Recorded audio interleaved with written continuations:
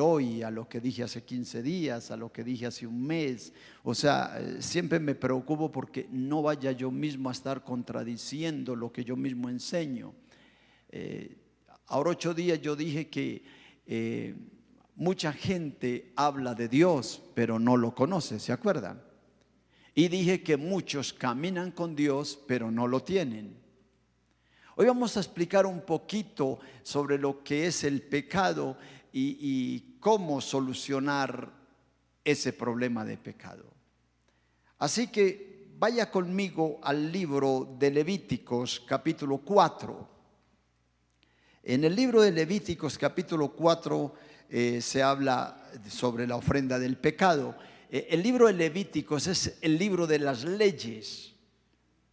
Si usted estudia Levítico va a encontrar todas las leyes, leyes de inmoralidad, leyes sexuales, leyes sacerdotales, leyes del pecado, la ley de la ofrenda de paz, la ley de la ofrenda del sacrificio. Y aquí voy a hablar de lo que es la ofrenda por el pecado.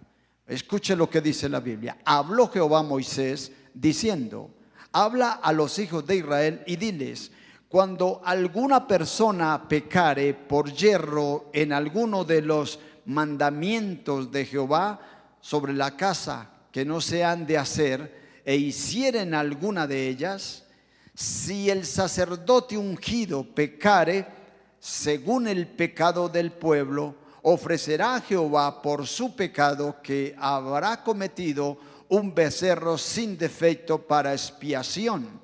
Traerá el becerro a la puerta del tabernáculo de reunión delante de Jehová y pondrá su mano sobre la cabeza del becerro y lo degollará delante de Jehová. Y el sacerdote ungido tomará de la sangre del becerro y la traerá al tabernáculo de reunión, y mojará el sacerdote su dedo en la sangre y rociará de aquella sangre 7 veces delante de Jehová hacia el velo del santuario. Y el sacerdote pondrá de esa sangre sobre los cuernos del altar del incienso aromático que está en el tabernáculo de reunión delante de Jehová, y echará el resto de la sangre del becerro al pie del altar del holocausto que está a la puerta del tabernáculo de reunión. Amén. Colóquese un momento sobre sus pies.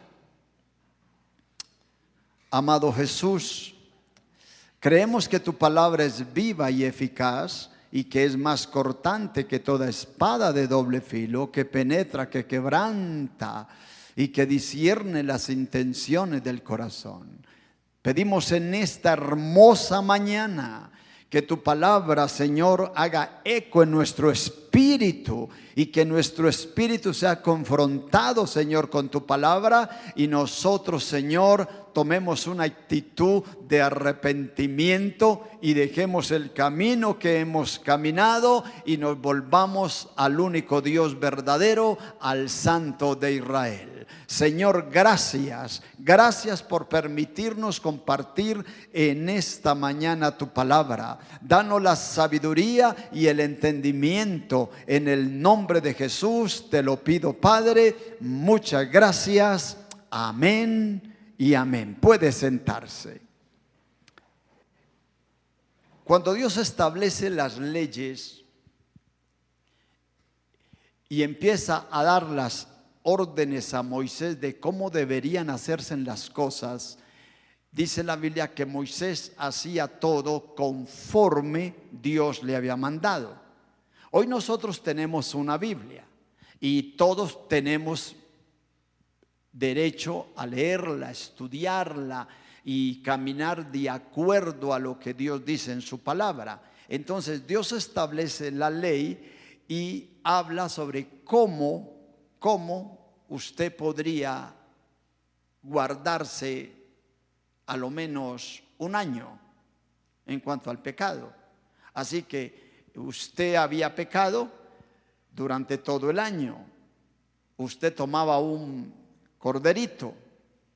Ese corderito usted lo llevaba al sacerdote. El sacerdote había pecado, también tomaba un corderito. Entonces ahora tomaban ese cordero Y cuando se iba a hacer el sacrificio, usted colocaba la mano encima del cordero. Y el sacerdote degollaba el corderito. ¿Cuántos aquí han degollado un corderito? Levanten la mano, alguno que lo haya hecho. El hermano. ¿Quién más? A ver, yo levanto mi mano. ¿Sabe usted que hay una... A ver, ¿cuántos han sacrificado un cerdo? A ver, levanta la mano. Un cerdo. El hermano, Efraín, yo también levanto mi mano. Mire, sacrificar un cordero y un cerdo es increíble. El cerdo chilla. ¡Qué grosería! ¿Sí o no? El que ha degollado un cerdo, lo voy a decir por mi experiencia. Degollar un cerdo, hermano, es un camello. Esos animalitos patalean, gritan, chillan. Es increíble. Un cordero no. Usted lo degolla y él lo mira a usted. ¿Quién levantó la mano? Allá el hermano. Ellos no hacen nada. Ellos lo miran a usted. Entonces, cuando yo colocaba, escuchen esto.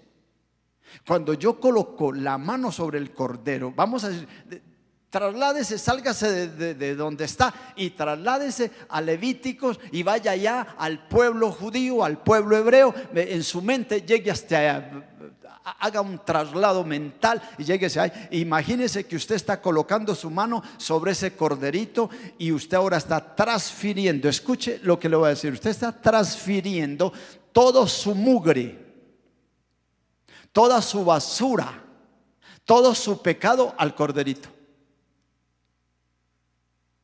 Y cuando usted colocaba la mano, todo su mugre, su basura, su pecado, su maldad era transferido y ahora el pecador era el corderito.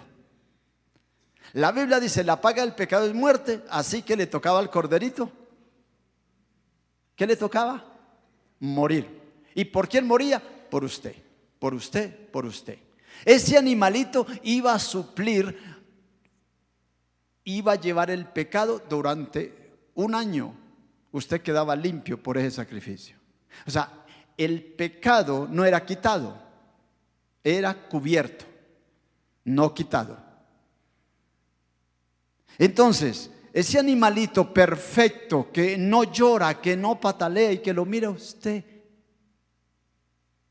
ahora se hacía pecador por usted y moría, tenía que morir. Y eso es lo que está enseñando la Biblia. Pero déjenme le digo algo, el pueblo se volvió tan sinvergüenza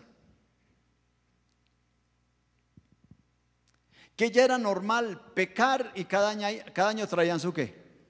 Su corderito, listo. Pecamos, llevamos el corderito. Pecamos, llevamos el corderito. ¿Cuánto llevamos pecando? 3 años, 4 años, 5 años. Pero cada año, ¿qué hacíamos? Llevábamos el corderito y poníamos la manito en la cabeza del corderito. Y mi pecado iba hacia el cordero y el corderito moría por culpa mía. Y eso se volvió una costumbre. Parece que ya no les importaba pecar. ¿Saben ustedes que parece que hoy estuviéramos viviendo algo muy parecido? Como que el pecado ya no importa. Señor, perdónenos, Señor, perdónenos, Señor, perdónenos, Señor, perdónenos, Señor, perdónenos, Señor, perdónenos. Vivimos igual. Y diario estamos pidiendo perdón. Como que ese sacrificio ya no duele. Cuando se hizo la primera vez, la gente emocionada, pero lo volvieron una costumbre. Entonces Dios llega un día y se cansa y dice: estoy harto de sus sacrificios. Vayan conmigo al libro de Isaías, capítulo 1. Isaías. ¿Sí tiene Isaías su Biblia? Bueno, vayan allá. Observe el versículo 9 de Isaías 1.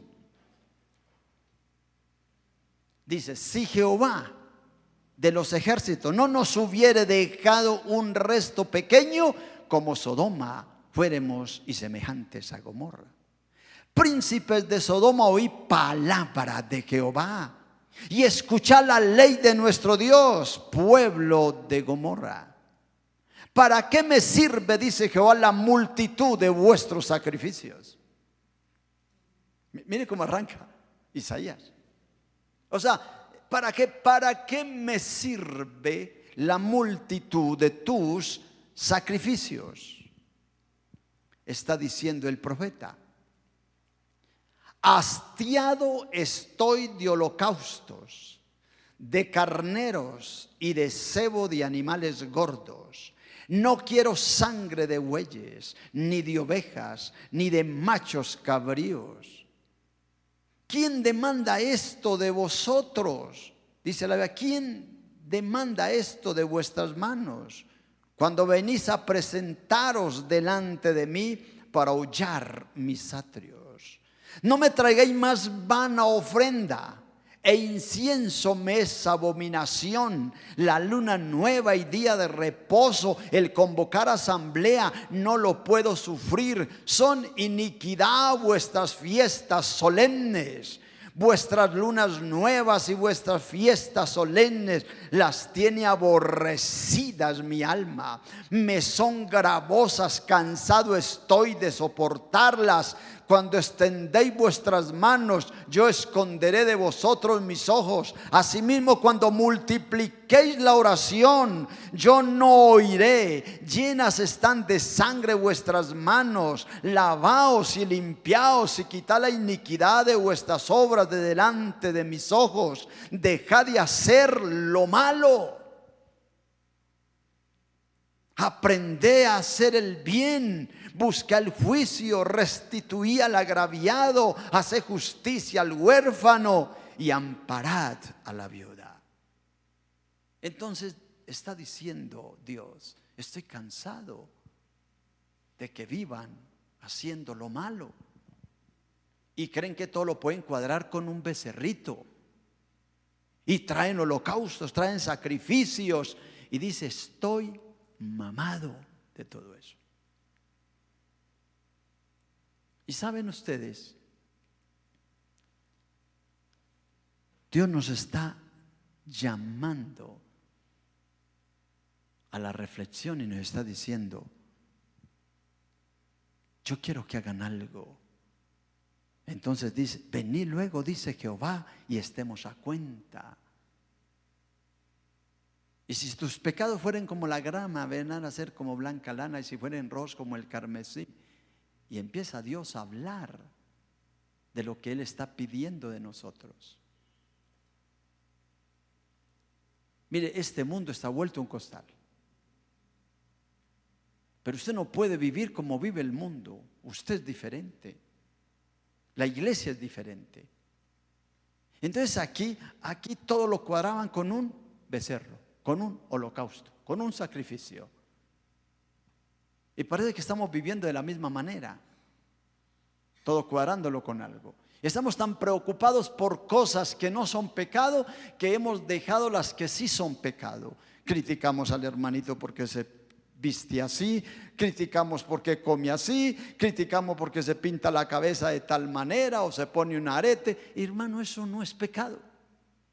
Pero lo que es pecado no lo tocamos. No tocamos el adulterio. No tocamos el hermanito tramposo que pide plata prestada y no paga. No condenamos el hermanito que paga arriendo y se va debiendo 5 y 6 meses. Y hay gente que dice a evangélicos, no, ¿cómo dice? No les arriendo. Y uno dice, Dios, ¿qué está pasando? ¿No deberíamos ser las personas más honestas, transparentes de esta vida? ¿Y cómo queremos cuadrar todo? Con ayunos y oraciones. ¿O no es así? Y entonces salimos con la aureola encima, pero no hemos cambiado. Entonces dice la Biblia, estoy cansado de sacrificios, estoy cansado de animales gordos, estoy cansado del cebo, de la grosura, de todo eso. Y que Dios no diga de nosotros, estoy cansado de sus oraciones. Estoy cansado de esos benditos ayunos que ustedes ofrecen. Y cuando ustedes los ofrezcan, yo no voy a estar. Y cuando ustedes multipliquen la oración, yo me voy a esconder. Espere, Señor, esta cosa no está. Necesito hacer un pare. Porque la Biblia está diciendo, estoy cansado. Miren, quiero que lo vuelvan a leer. ¿Para qué me sirve, dice Jehová, la multitud de vuestros sacrificios? Hastiado estoy de holocaustos, de carneros, de cebo, de animales gordos. No quiero, dice la Biblia, no quiero sangre de bueyes, ni de ovejas, ni de machos cabríos.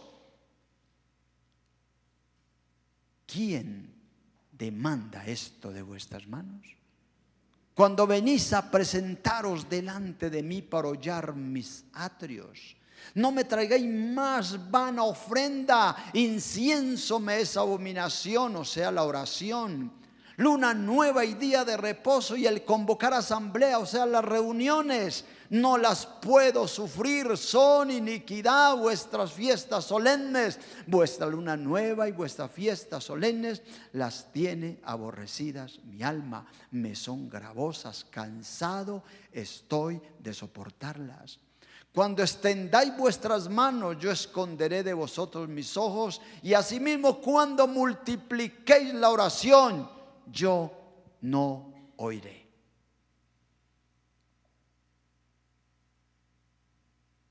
Mire, si usted es una persona consciente y estudioso de la Biblia, sabe que esto está queda un bote. Es más, si usted es consciente, usted diría, me voy a consagrar a Dios. No voy a pecar, voy a caminar con el Señor, y si el Señor viene, me voy con Él. Esa sería la posición de cualquier persona en este tiempo, donde este mundo está vuelto un costal. Y si Pablo creía que iba a ser levantado, ¿cuánto más nosotros?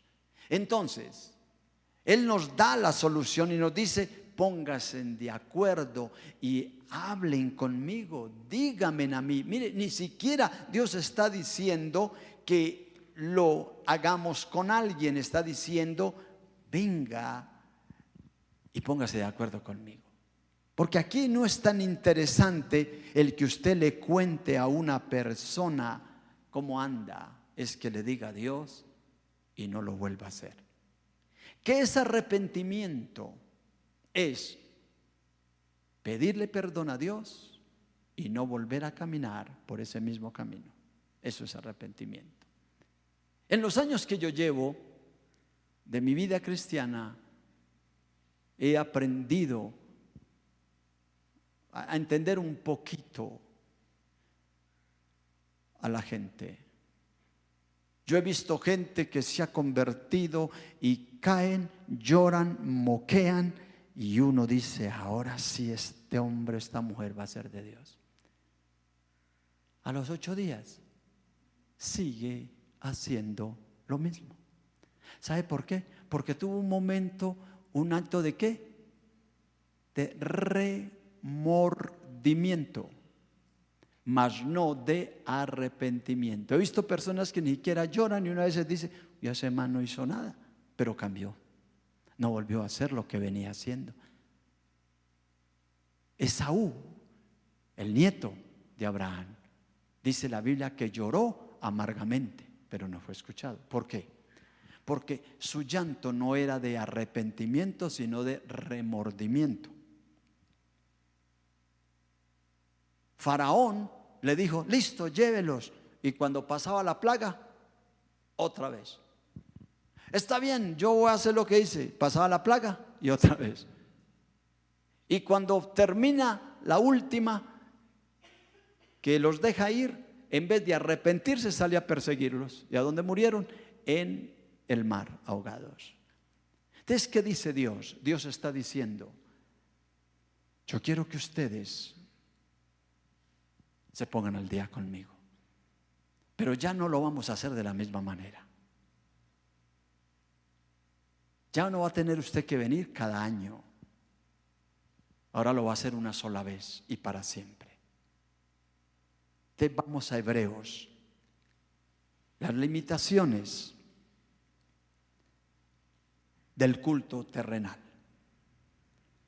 Y así dispuestas estas cosas, en la primera parte del tabernáculo entraron los sacerdotes continuamente para cumplir el oficio del culto. Hebreos capítulo 9, versículo 6. El 7.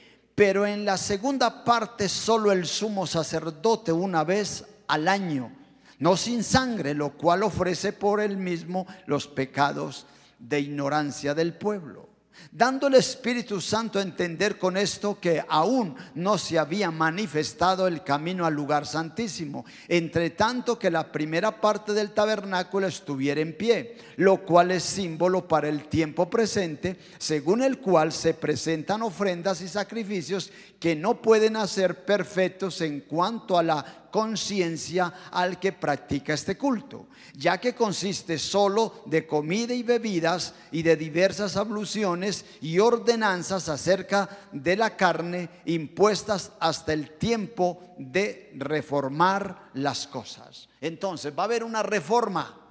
Amén. ¿Cierto? Va a haber una reforma. Y yo voy a estar en esa reforma. Usted y yo nos tocó esa reforma.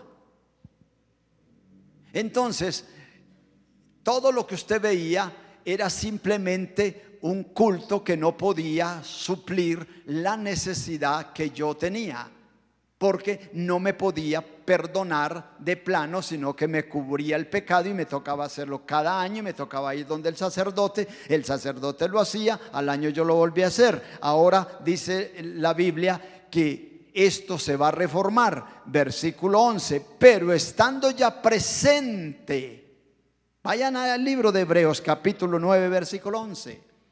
Estando ya presente Cristo, sumo sacerdote de los bienes venideros, por el más amplio y más perfecto tabernáculo, no hecho de manos, es decir, no de esta creación, y no por sangre de machos cabríos ni de becerros, sino por su propia sangre, entró una vez para siempre en el lugar santísimo, habiendo tenido eterna redención. Entonces Jesús no entró al lugar santísimo terrenal, entró al lugar santísimo celestial, o sea, fue hasta donde su propio Padre, y se ofreció Él como único sacrificio para que usted fuera hoy perdonado. Entonces se cumple lo que dice Isaías 1:18: venga y estemos a cuenta. Yo quiero que me cuente cómo anda usted.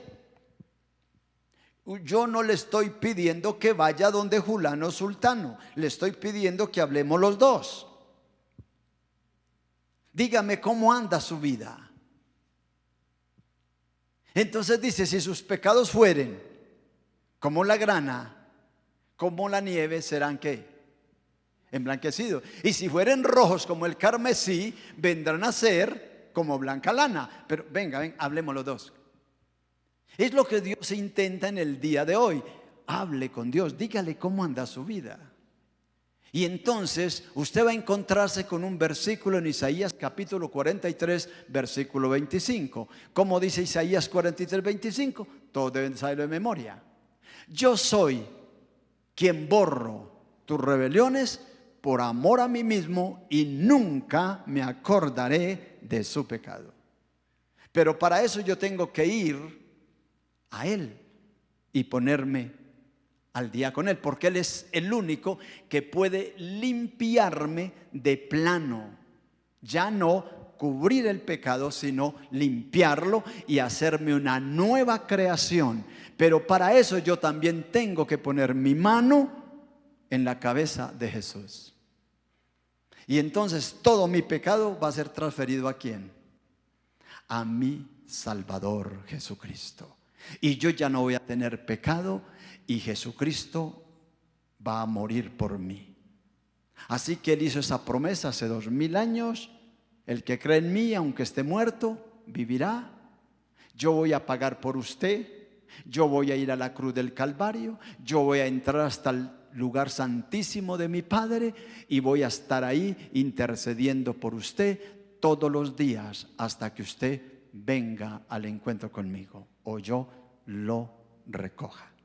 Entonces ahora se cambia el sistema, ya no es un animal, ya no tengo que ir donde el sacerdote, solo tengo que ir a Dios y ponerme a cuentas con Dios y Él me perdona y Él me ayuda a entender lo que es los principios de Dios y yo no necesito andar buscando un movimiento religioso. Ahora tengo a Jesús y me congrego y escucho la palabra de verdad. Y entonces continuamos en el versículo 13 que dice: porque si la sangre de los toros y de los machos cabríos y las cenizas de la becerra rociadas a los inmundos santifican para la purificación de la carne, ¿cuánto más? Dice el versículo 14. ¿Cómo dice? ¿Cómo dice? Cuánto más la sangre de Cristo, el cual mediante el Espíritu eterno se ofreció a sí mismo sin mancha a Dios, limpiará vuestras conciencias de obras muertas para que sirváis al Dios vivo. O sea, si esa sangre de un animal funcionaba, a lo menos por un año, ¿sí o no? Pero funcionaba, ¿o no funcionaba? Funcionaba.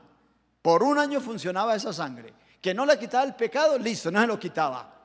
Pero funcionaba, a lo menos lo cubría. Como cuando usted coge el mugre de la casa y la mete debajo de la alfombra. La mugre está ahí debajo de la alfombra, pero si alguien viene no la ve, o es así. Usted recogió todo el mugrecito, lo metió debajo de la alfombra, llegó el visitante. ¡Qué casa tan limpia!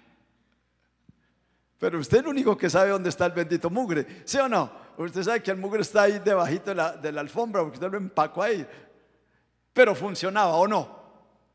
Pues esa sangre de esos machos funcionaba para aquel entonces. Pero ahora se hizo la reforma y en la reforma aparece Jesús. Y ese Jesús entonces entra al lugar santísimo que es al mismo cielo e intercede por nosotros y ahora nos quita, ya no mete el mugre debajo de la alfombra. Ahora nos lo quita y nosotros nos llamamos hijos de Dios. Diga conmigo, soy un hijo de Dios.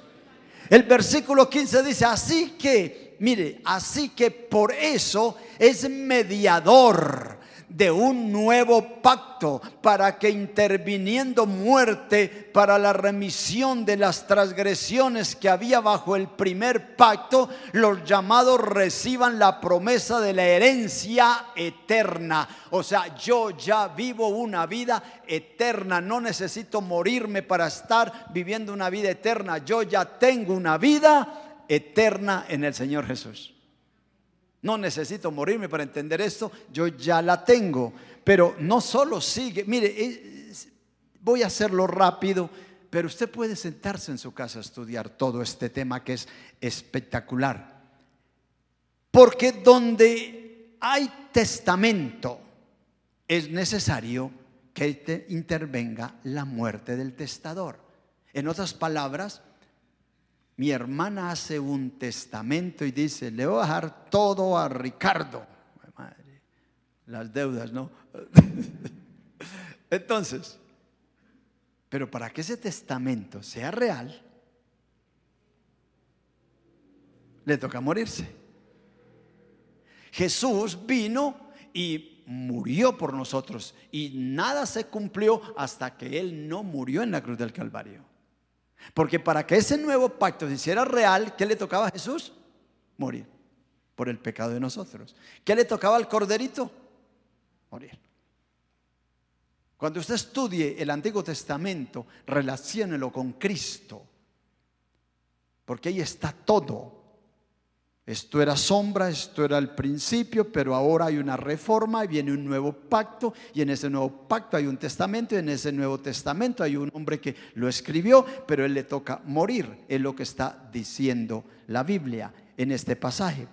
Versículo 18, de donde ni aún el primer pacto fue instituido sin sangre. Porque habiendo anunciado Moisés todos los mandamientos de la ley a todo el pueblo, tomó la sangre de los becerros y de los machos cabríos con agua, lana, escarlata y hisopo, y roció él mismo el libro y también a todo el pueblo, diciendo: esta es la sangre del pacto que Dios os ha mandado. Y además de esto, roció también con la sangre el tabernáculo y todos los vasos del ministerio, y casi todo es purificado según la ley con sangre, y sin derramamiento de sangre no se hace remisión. Entonces Jesús derramó hasta la última gota de sangre. Los becerros derramaban la sangre por el pecado por un año de la gente. Ahora Jesús lo hace eternamente.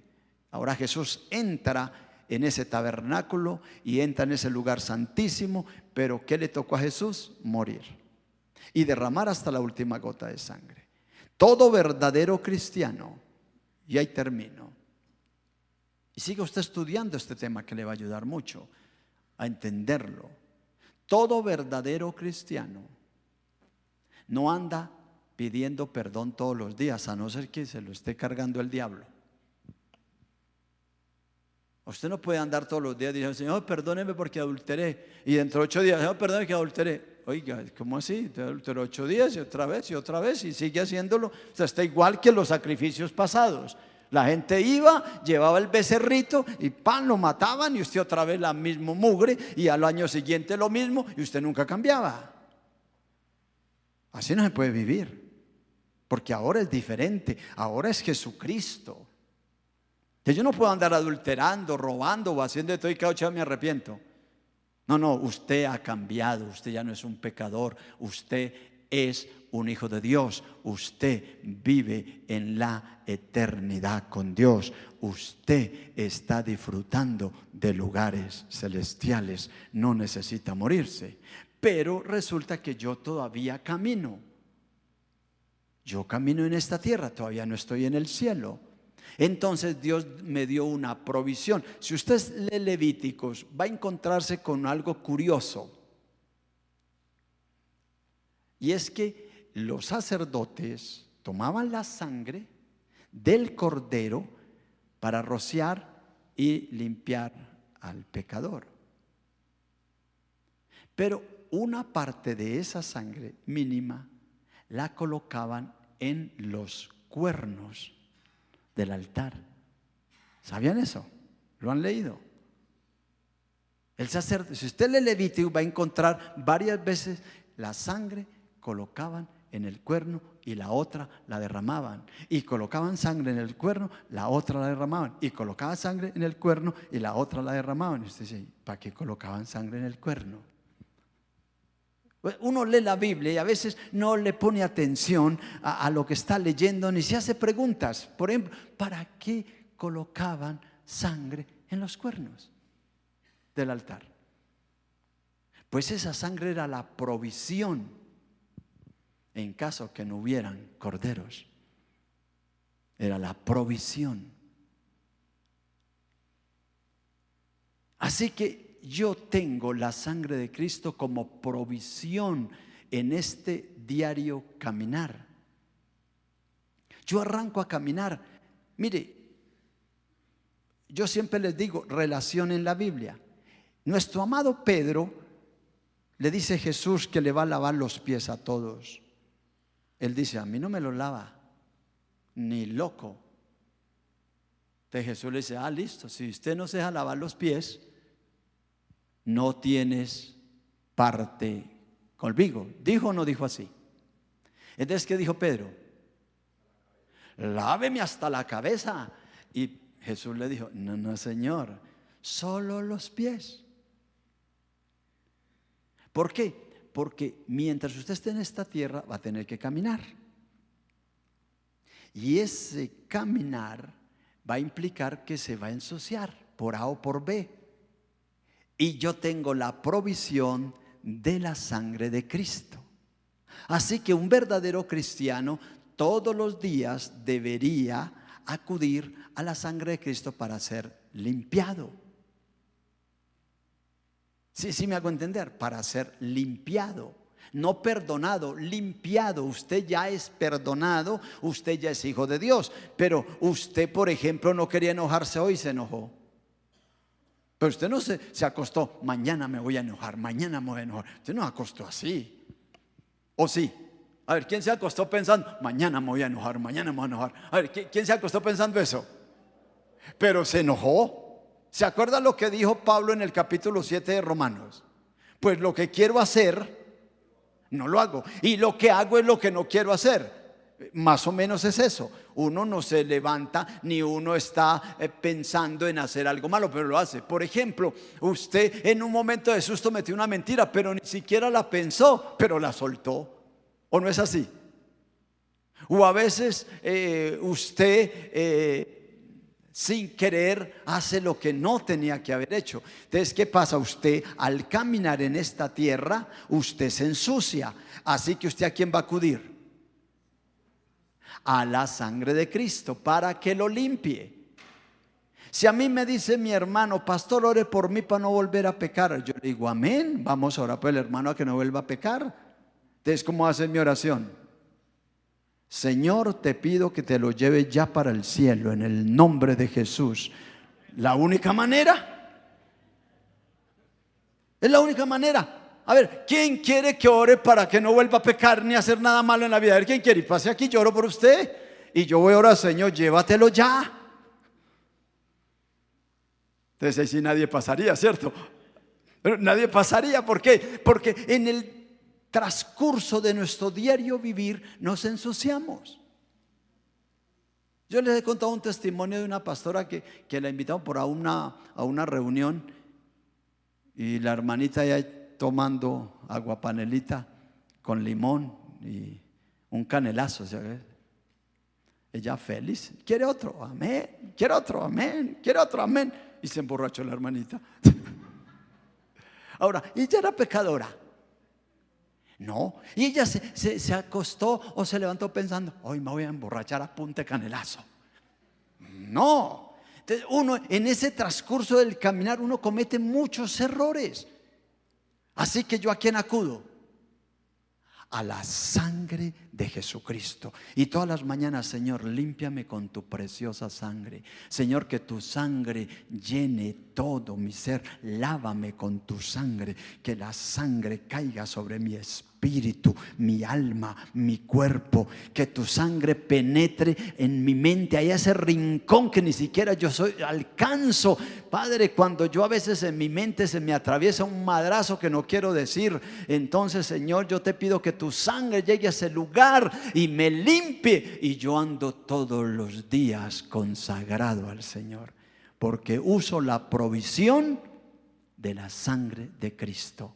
Por eso es tan importante la Santa Cena. ¿Por qué? Porque la Santa Cena me lleva a recordar, a hacer memoria de lo que Cristo ha hecho en mi vida. Colóquese sobre sus pies. Me va a quedar ahí dormido después y dice que es que